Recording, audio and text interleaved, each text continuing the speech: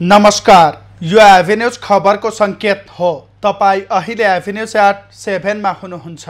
म सुभाष नेपाल। प्रारम्भमा मूल खबर। बारको आन्दोलन प्रति एमाले र कांग्रेस निकट कानुन व्यवसायीहरूको आपत्ति, न्यायिक दायित्वबाट पन्छिनेहरूलाई कारबाही गर्न माग। डडेलधुरा पुगेर गृहमन्त्री खाँडले दिए प्रधानमन्त्रीकै शैलीमा बाढी पीडितलाई राहतको आश्वासन। पीडित भने अझै बाँचको खोजीमा। ७५ परिवार एकदमै उच्च जोखिममा छन्। 10औं महाधिवेशनमा नेकपा एमालेद्वारा माधव नेपालको पार्टीलाई निषेध। अवैध सम्बन्धबाट जन्मिएको पार्टीको संज्ञा। अवैध गर्भधारणबाट बनेका पार्टीहरू छन्। आज एमा पञ्चकको पहिलो दिन। काग र कुकुर पूजा गरेर तिहार पर्व मनाइँदै व्यापारिक केन्द्रहरूमा किनमेल गर्नेहरूको घुइँचो। तिहार सुरु भएसँगै जुवा, तास, चोरी लगायतका घटना बढ्दो। देशैभर 50,000 भन्दा बढी सुरक्षाकर्मी परिचालन गरिएको प्रहरीको भनाइ। परिचालन गर्ने नीति लिएको छ। अफगानिस्तानमा तालिबान सरकारद्वारा विदेशी मुद्राको प्रयोगमाथि प्रतिबन्ध।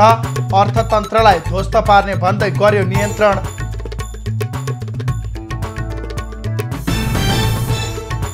र आईसीसी विश्वकप क्रिकेटमा न्युजिल्यान्ड र स्कटल्यान्ड बीचको खेल जारी। स्कटल्यान्डलाई 173 रनको चुनौती।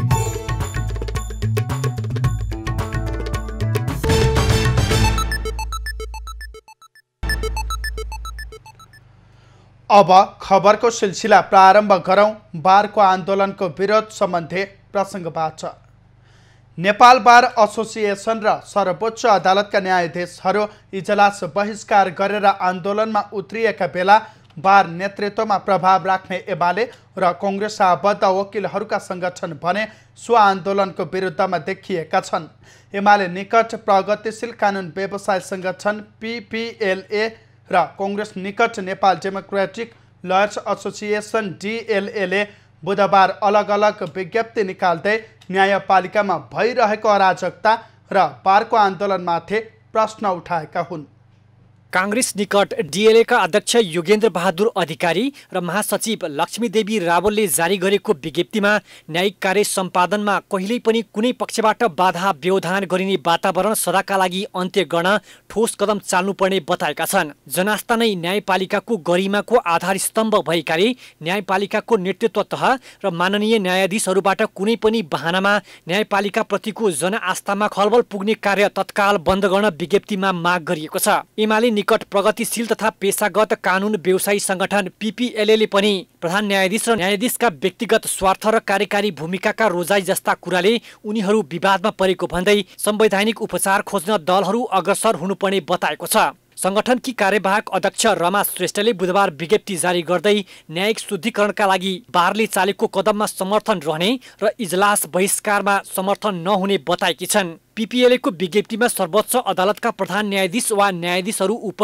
भागबण्डा, पद, मान पदवी वा पदक तथा सेटिङमा प्रश्न उठ्नु अत्यन्तै दुःखद कुरा भएको हुँदा त्यस्ता विषयमा संलग्न जो कोही उप छानबिन गरी कारबाही हुनुपर्ने उल्लेख छ। प्रधान न्यायाधीश र सर्वोच्चका सबै न्यायाधीशहरूमाथि प्रश्न उठेको र न्यायाधीश दायित्वबाट पन्छिएकोमा सबैमाथि कारबाही हुनुपर्ने डीएलए र पीपीएलएको एउटै आशय देखिएको छ। दुवै संगठनको विज्ञप्तिमा केही बुँदा बाहेक एकै खाले रहेका छन्। दुवै संगठनले न्यायाधीश हरिकृष्ण कार्की नेतृत्वको सुझाव समितिले दिएको सुझावलाई कार्यान्वयन गर्न माग गरेका छन्।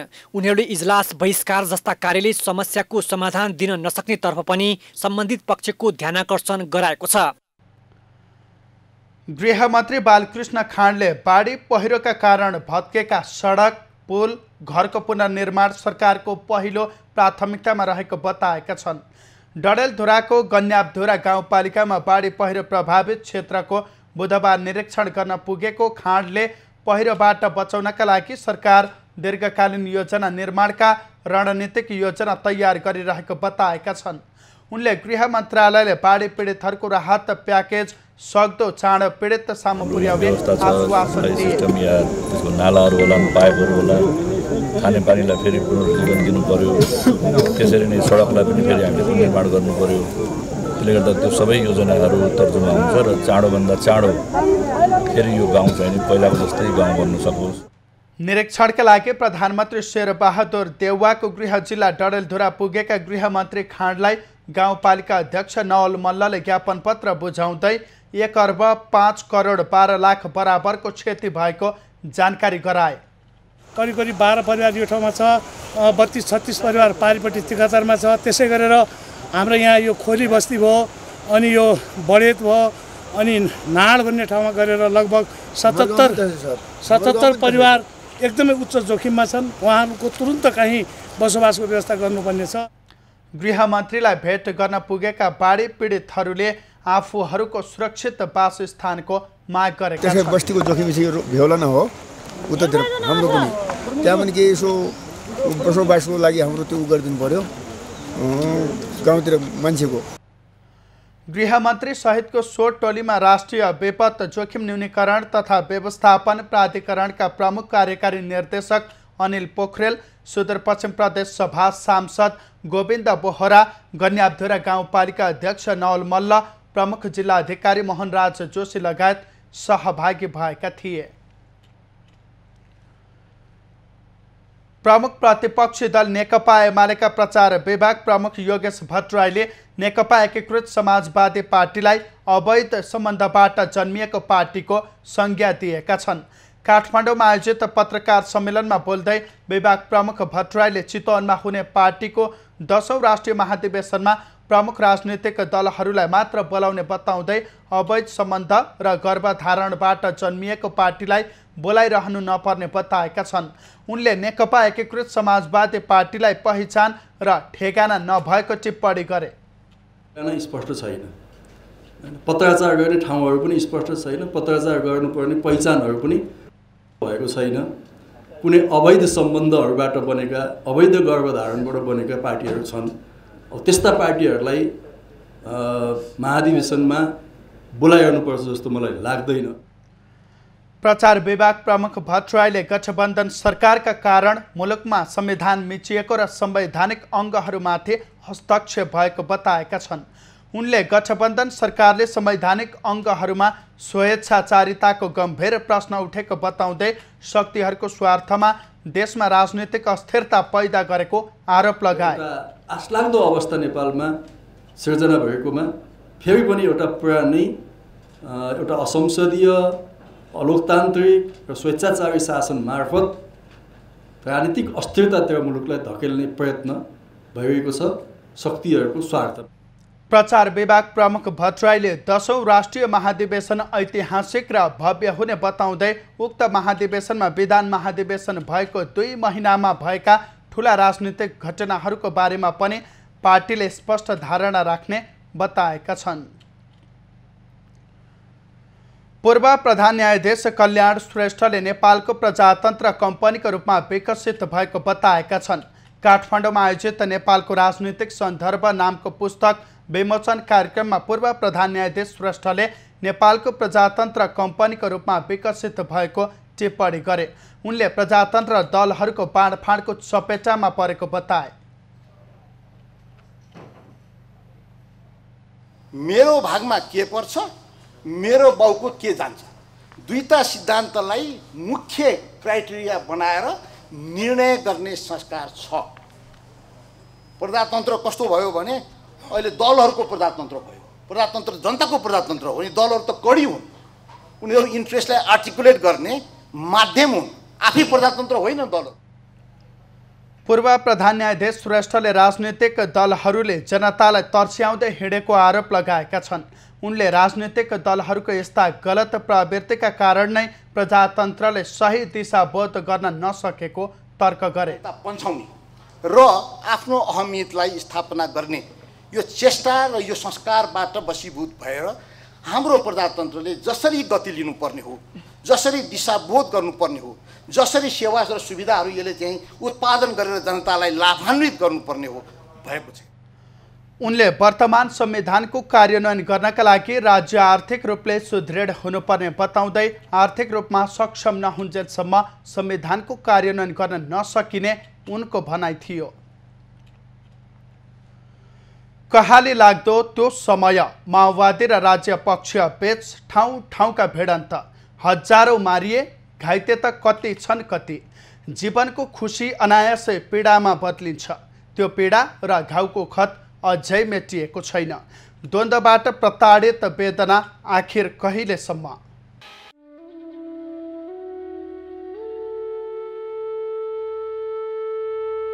बिहान उदाउने घाम र अस्ताउने सूर्य प्रकृतिको नियमित चक्र मात्र होइन, यो दिनचर्याभित्र कैयन पीडा, रोदन र अन्यायका व्यथाहरू पनि चिहाइरहेका हुन्छन्।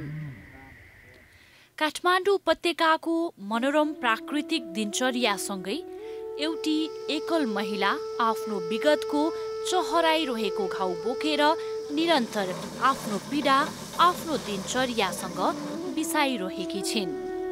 तर थाहा छैन यो खतको घाउ कहिले पुरिएला।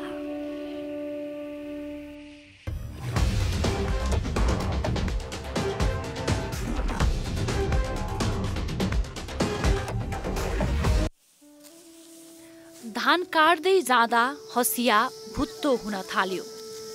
महिलाहरूले कालो ढुङ्गामा हँसिया उदाउँथे अनि फेरि एक मेसो लगाएर धान काट्दै बारीमा चाङ लगाउँथे।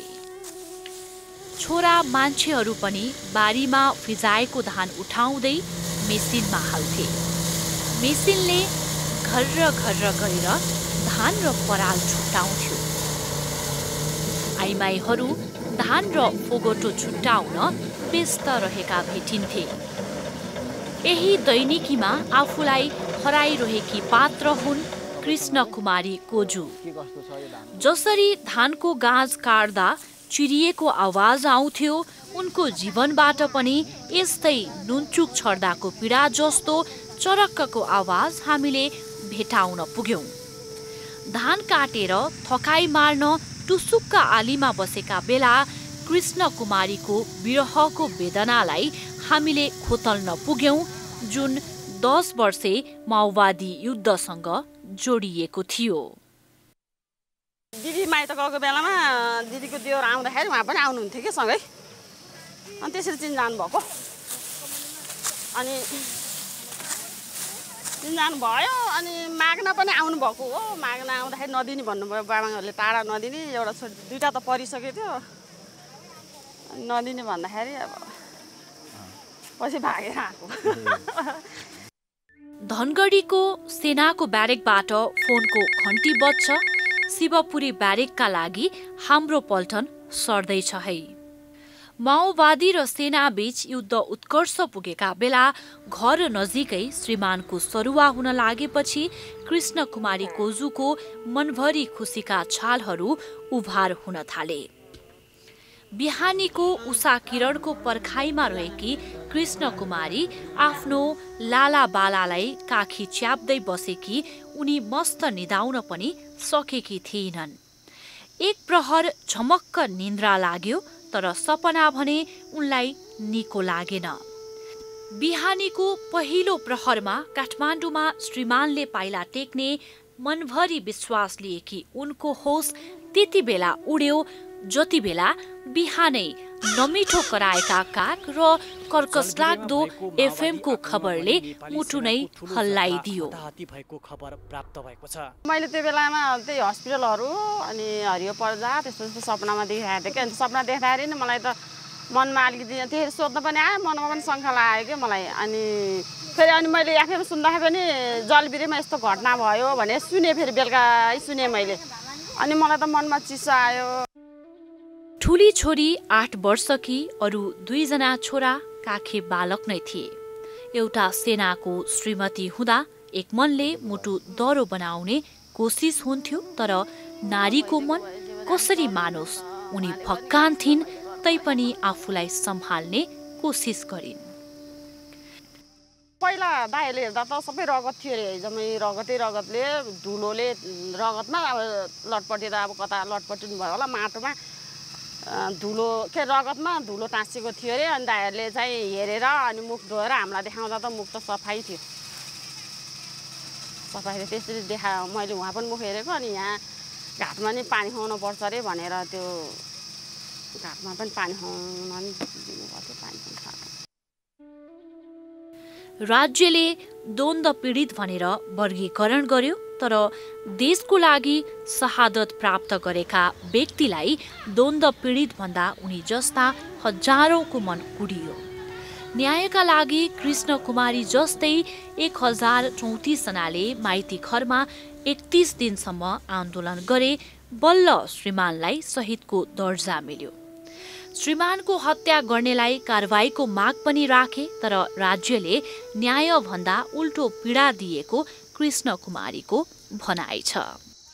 माइती घरमा 31 दिनको आन्दोलन गरेपछि अनि बल्ल 78 साल माघमा हो कि फागुनको कति गते हो बल्ल शहीद भनेर घोषणा गर्नुभयो। तत्कालीन 10 वर्षीय युद्धले दिएको पीडाको घाउ अहिले पनि चोखराइरहने गर्दछ।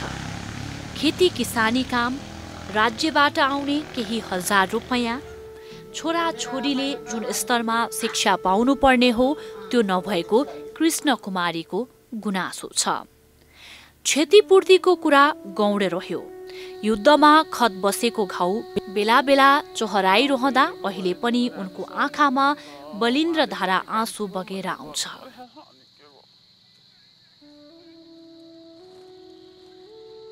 घरमा समस्या आउँछ त्यही बेला चाहिँ याद आउँछ कि अलिकति भइदिएको भए जीवन अलिक सहज हुन्थ्यो नि त। उहाँले गर्ने काम सबै मैले गर्नु पर्यो।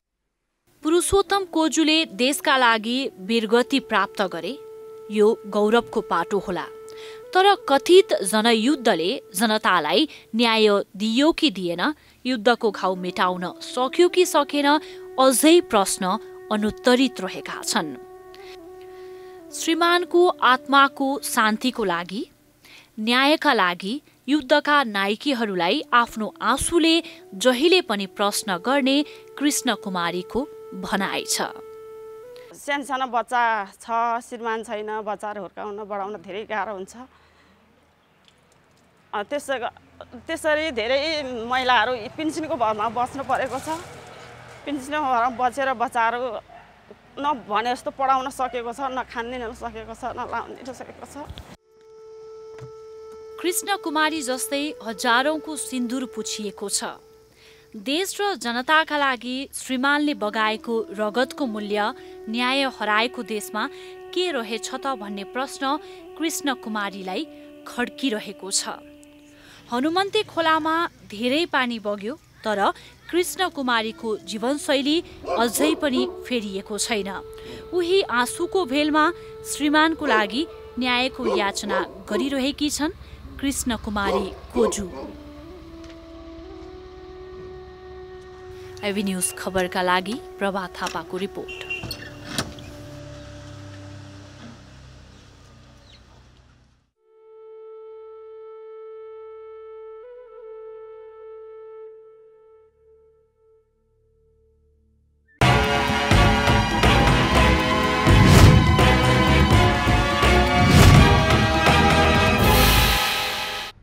खबरको सिलसिला अझै जारी छ, हामीसँगै रहनुहोला।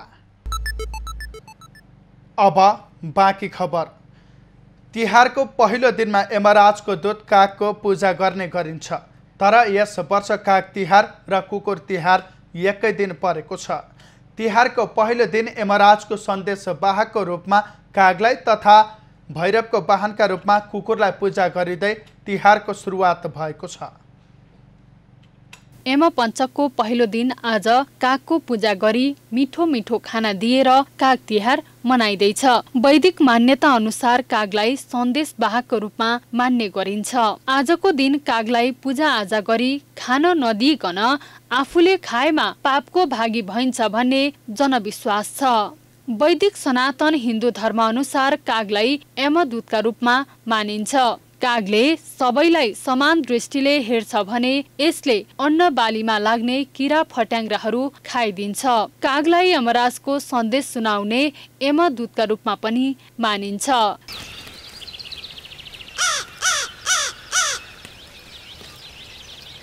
कागलाई यमराजको अत्यन्त प्रिय भक्त पनि मानिन्छ। जो त्रयोदशी तिथि बिहान छ त्यो दिन उदय कालको त्रयोदशी तिथि भएको दिन कागलाई हामी पूजा गर्छौं र कागलाई यो बेलामा पूजा गर्ने चाहिँ काग चाहिँ यमराजको दूत हो भनेर यसै गरी आजकै दिन कुकुर तिहार पनि परेको छ। वर्षको कृष्ण चतुर्दशीका दिन कुकुरको पूजा गरिन्छ।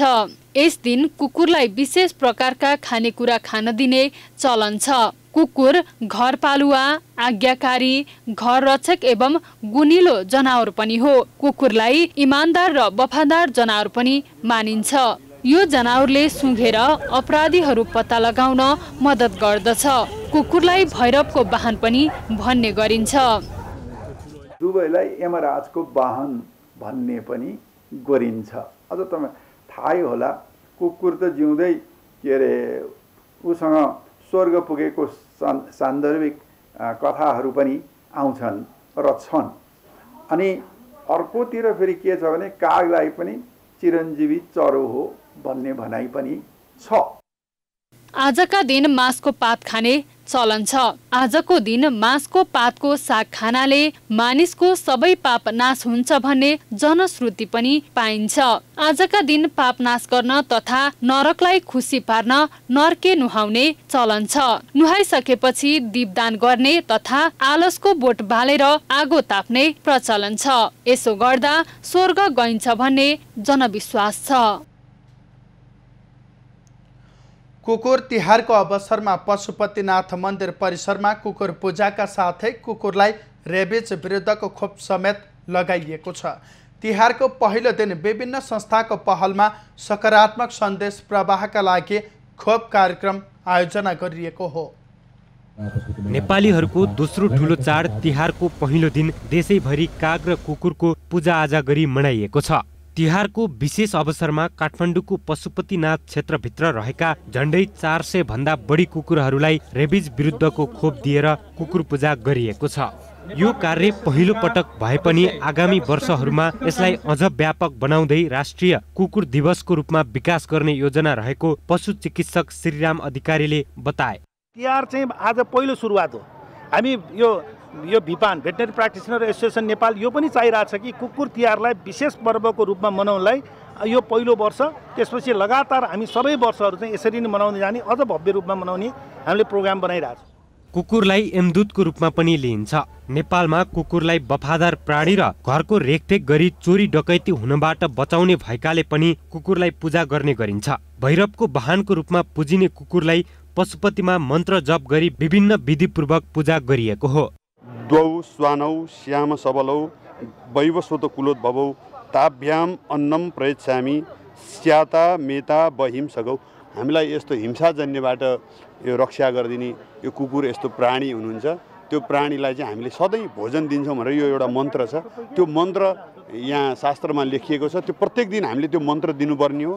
कुकुर मानिसको सबैभन्दा नजिकको प्राणी हो। पछिल्लो समय नेपालमा विभिन्न अपराध अनुसन्धानमा पनि प्रयोग गरिने हुनाले यस्तो सहयोगी प्राणीलाई माया र सद्भाव देखाउनु पर्ने पशु अधिकार कर्मीको भनाइ छ। क्यामेरामा कुमार मानन्दरका साथमा शीतल रिजाल, पशुपति, काठमाडौँ।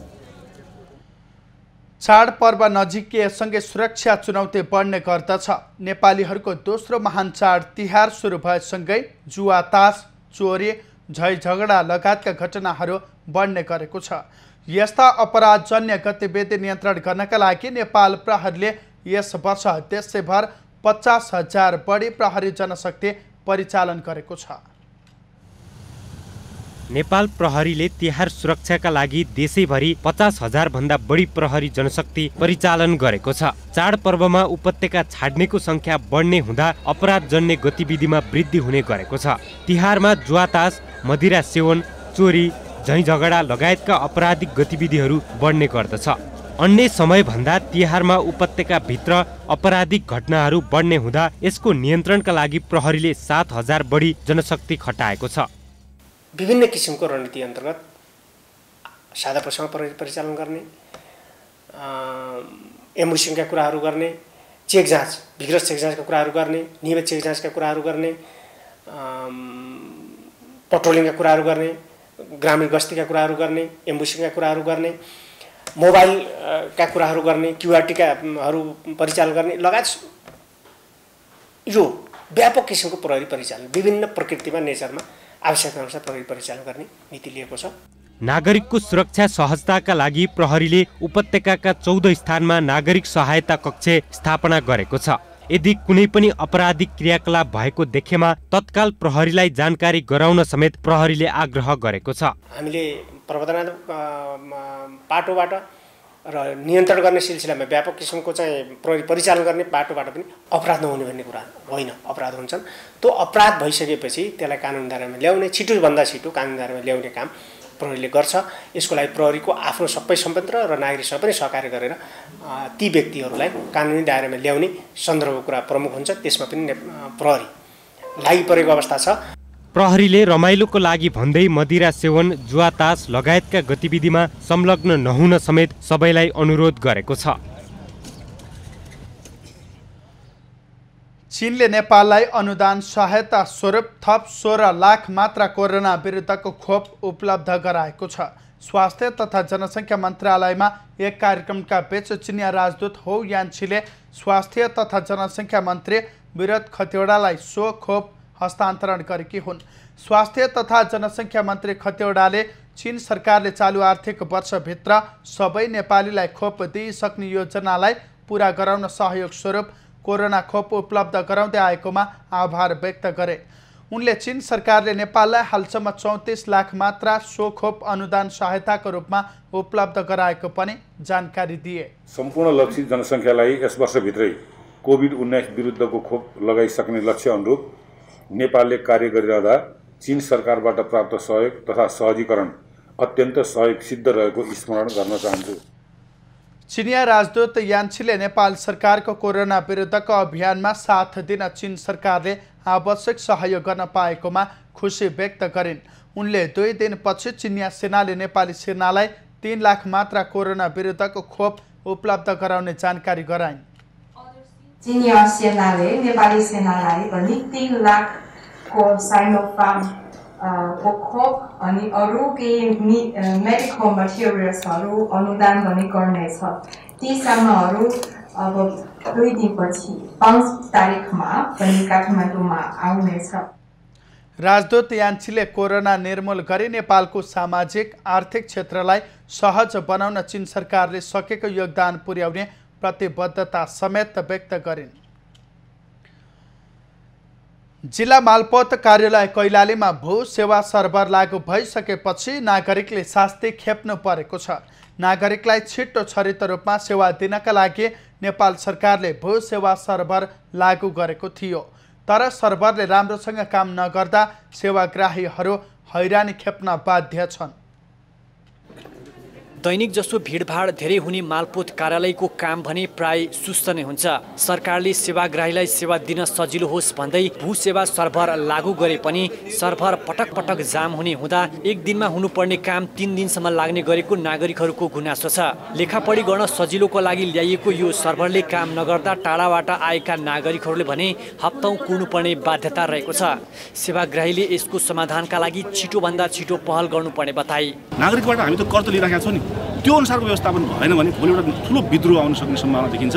त्यसले गर्दा नागरिकहरूले सचेत भएर यसलाई झकझगाउनु पनि जरुरी छ र कार्यालय प्रमुखज्यूले पनि यसको समाधान गर्नका लागि सम्पूर्ण पक्षबाट अगाडि बढ्न सक्यो भने कमसेकम यो जनताका समस्याहरू हल हुन्छन् जस्तो मलाई लाग्छ।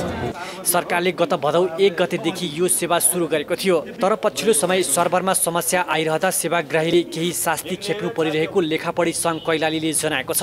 उनले यसबारे आफूहरूले पहल गर्न नसक्ने र नेपाल सरकारले पहल गर्नुपर्ने बताए। नेट भन्छ जसलाई, अब त्यो नेटले चाहिँ काम गरिरहेको छैन र जनताहरूले दुःख पाएको छ, अवस्था चाहिँ पक्कै छ। अब त्यसलाई चाहिँ के कसरी गर्ने भन्ने कुरो अब हामीबाट पहल त सायद गाह्रै होला। अब नेपाल सरकारले चाहिँ त्यसलाई चाहिँ के हेर्नुपर्छ कि भन्ने मेरो माग त हो। भू सेवा सर्भरका लागि लाइसेन्स प्राप्त गरेका व्यक्तिहरूलाई केही समय काम गर्न समस्या भए पनि पछिल्लो समय लेखापढीको काम निकै छिटो छरितो भइरहेको मालपोत कार्यालय कैलालीले जनाएको छ। पहिला हातले दैनिक 4-5 वटा मात्र काम हुने भएको भए पनि अहिले भने अनलाइन मार्फत 40 भन्दा बढी काम हुने गरेको मालपोत कार्यालय कैलालीले जनाएको छ। कहिलेकाहीँ सर्भरका कारण समस्या हुने गरेको कार्यालयको भनाइ छ।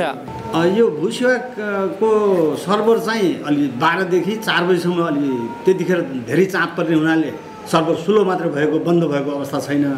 अनि 12 बजे अगाडिसम्म राम्रैसँग चल्छ र 4 बजेपछि पनि राम्रैसँग चल्छ। अब यही मैले अघि भने यो पहिला कम जिल्लाको लागि कम पावरको सर्भर जडान भयो। अब अहिले अधिराज्यभरि नै अनलाइन लागू भइसकेपछि त्यो पावरले कम नपुगिरहेको अवस्था छ। सेवाग्राहीलाई सेवा दिन सरकारले ल्याएको भू सेवा सर्भरको काम निकै राम्रो छ, तर सेवाभित्र भइरहने समस्याप्रति सम्बन्धित निकाय मौन बस्नुले नागरिकले शास्ति भोगिरहेका छन्। तसर्थ यसतर्फ सम्बन्धित निकायको ध्यान जान जरुरी छ। कैलाली ब्युरोको रिपोर्ट। लोकसेवा आयोग सरकारी कर्मचारी भर्ना प्रक्रियाका लागि परीक्षा सञ्चालन र नतिजा प्रकाशन गर्ने संस्थाका रूपमा परिचित छ। पछिल्लो समय लोकसेवा आयोग र संघीय मामिला तथा सामान्य प्रशासन मन्त्रालयको समन्वय नहुँदा कर्मचारी छनौट प्रक्रियामा अन्योलता देखिएको छ। लोकसेवा आयोग र सरकारको समन्वय अभाव हुँदा निजामती दरबन्दीमा छनौट भएर अन्तर्वार्ता दिएर बसेका परीक्षार्थीहरूको भविष्य अन्योल देखिएको छ। पहिलो चरणको परीक्षा उत्तीर्ण गरिसकेका शाखा अधिकृत तहका परीक्षार्थीहरूको परीक्षा भदौ 28 को सर्वोच्च अदालतको आदेशबाट रोकियो। त्यस्तै गत वर्षको सबै चरणको परीक्षा उत्तीर्ण गरी अन्तर्वार्ता समेत दिएर बसेका 600 परीक्षार्थीहरूको नतिजा प्रकाशित हुन सकेको छैन। संघमा दरबन्दी हुँदाहुँदै कर्मचारीलाई प्रदेश र स्थानीय तहमा बाध्यकारी रूपमा समायोजन गरी आवश्यक भन्दा बढी कर्मचारीको माग देखाएर भर्ना प्रक्रिया अगाडि बढाएको भन्दै सर्वोच्चले परीक्षा रोक्न आदेश दिएपछि यो समस्या देखिएको हो। लोकसेवा आयोगले 2076 सालमा गरेको विज्ञापनको नतिजा 78 सम्म नआउनु एकदम पीडादायक र विडम्बना हो। यो कानुनी शासन, कानुनी राज्यको आवाज परीक्षार्थीहरूलाई मिलिरहेको छैन। खरिदार र नायब सुब्बाको अवस्था पनि त्यस्तै छ। कतिपय परीक्षा सञ्चालन हुँदाहुँदै रोकिएका छन् भने कतिको नतिजा प्रकाशन हुन बाँकी छ। लोकसेवा र सरकारले अगाडि बढाएको कर्मचारी छनौट प्रक्रियामा अदालतबाट 30 वटा अन्तरिम आदेशहरू जारी गरिएका छन्। यस्तो अवस्था हुँदा 30,000 भन्दा बढी परीक्षार्थीहरूको भविष्य अन्योलमा परेको छ। लोकसेवा आयोगले जुन संख्यामा चाहिँ पदपूर्ति गर्ने भनेर परीक्षा लिइसकेको अवस्था छ, सबै चरणहरू सकिसकेको अवस्था छ। लोकसेवाले चाहिँ हाम्रो रिजल्ट चाहिँ यथासम्भव चाहिँ निकालोस्। हाम्रो रिजल्ट हुनु पर्यो। अदालत हामी अहिले अत्यन्तै पीडामा छौँ। हाम्रो गुनासो अहिले लोकसेवा आयोगसँग मात्रै छैन, अदालतसँग पनि गुनासो छ। यता लोकसेवाले भने सर्वोच्चको आदेश विपरीत काम अगाडि बढाउन नसकिने बताउँछ। अहिले समायोजनको कारण यो अवस्था आएको र अदालतको आदेश पर्खिनु बाहेक केही विकल्प नभएको जनाएको छ। उहाँहरूको माग चाहिँ जेन्युन हो, त्यसमा चाहिँ अब मैले चाहिँ डिफेन्ड गर्नुपर्ने यो होइन भन्ने अवस्था पनि छैन र उहाँहरूको चाहिँ कुरा जेन्युन हो। लोकसेवा र सरकारकै कमजोरीका कारण 2 वर्षको कार्यतालिका समेत प्रभावित भएको छ, जसको प्रत्यक्ष असर सरकारी सेवामा भविष्य देख्नेहरूलाई परेको छ। लोकसेवाले परीक्षा लिएर लिखितमा उत्तीर्ण भएका परीक्षार्थीको अन्तर्वार्ता दिएर पनि नतिजा सार्वजनिक नहुनु लाजमर्दो विषय हो। संवैधानिक आयोग र सरकारको गैर जिम्मेवारपनले सयौं परीक्षार्थीहरूको भविष्य अन्योल बन्न गएको छ। क्यामेरामा सुरेश रजकका साथ सृष्टि पराजुली, काठमाडौँ। बागलुङ नगरपालिकाले बागलुङ सदरमुकाममा बनेको झोलुङ्गे पुल गिनिज बुक अफ वर्ल्ड रेकर्डमा दर्ताका लागि प्रक्रिया अगाडि बढाएको छ। बागलुङ नगरपालिकाले बागलुङ सदरमुकाममा 1 वर्ष अघि निर्माण सम्पन्न गरेको पुल विश्वकै सबैभन्दा लामो झोलुङ्गे पुल दाबी गर्दै गिनिज बुक अफ वर्ल्ड रेकर्डका लागि प्रक्रिया अगाडि बढाएको हो। बागलुङ नगरपालिका 1 र पर्वतको कुसमा 1 पाङ जोड्ने सिंगल स्पानको पुलको लम्बाइ 567 मिटर छ। झोलुङ्गे पुल विश्वकै सबैभन्दा लामो भएको दाबी सहित गिनिज बुक अफ वर्ल्ड रेकर्डमा दर्ता गराउन प्रक्रिया सुरु गरेको बागलुङ नगरपालिकाले बताएको छ।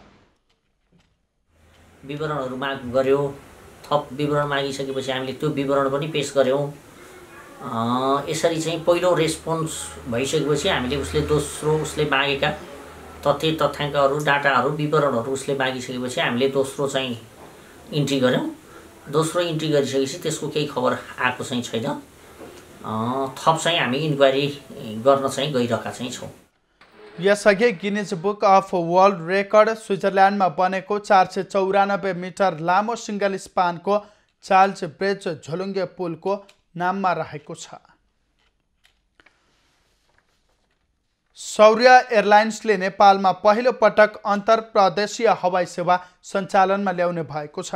प्रदेश 1 को राजधानी विराटनगरदेखि लुम्बिनी प्रदेशको भैरहवा र भैरहवादेखि लुम्बिनीसम्म सो सेवा सञ्चालनमा ल्याउने भएको हो। आगामी कार्तिक 22 गतेदेखि विराटनगर भैरहवाको सिधा उडान सञ्चालनमा आउने सौर्य एयरलाइन्सका अध्यक्ष दीपक पोखरेलले जानकारी दिएका छन्। उनले प्रत्येक दिन एक पटक नियमित रूपमा विराटनगर भैरहवा हवाई सेवा सञ्चालन हुने बताएका छन्। अध्यक्ष पोखरेलले हालका लागि दैनिक 1 उडान भर्न अनुमति पाएको र आवश्यकता परे आगामी दिनमा उडान सङ्ख्यामा वृद्धि गर्दै जाने बताएका छन्। उनले प्रति यात्रु मात्र 6000 रुपैयाँमा यात्रा गर्न सकिने जानकारी गराए। खबरको सिलसिला अझै जारी छ, हामीसँगै रहनुहोला। अहिलेलाई खबरको क्रम यति नै। एभिन्यूज खबरका यी सहित अन्य विस्तृत खबरका लागि www.avenews.tv लगइन गर्न सक्नुहुनेछ। युट्युब, फेसबुक र ट्विटरमा पनि हामीलाई फलो गर्न सकिनेछ। खबर भित्रको खबरका लागि हेर्दै रहनुहोला एभिन्यूज खबर। नमस्कार।